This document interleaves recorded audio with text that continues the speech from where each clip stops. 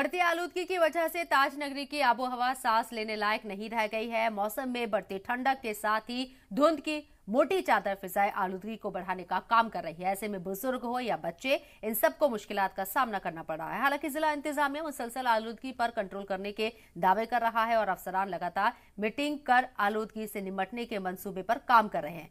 हालात ये है कि स्मॉग के चलते ताजमहल की विजिबिलिटी ना के बराबर रह गई है।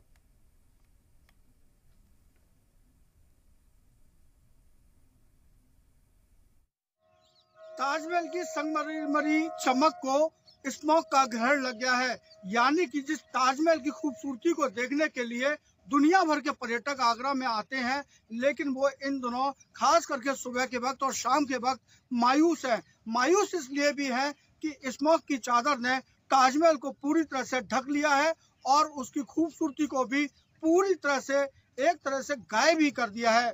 यही वजह है कि पर्यटकों के लिए सूर्योदय और सूर्यास्त के समय ताजमहल मायूसी ही दे रहा है। आगरा से मनीष गुप्ता, जी मीडिया के लिए।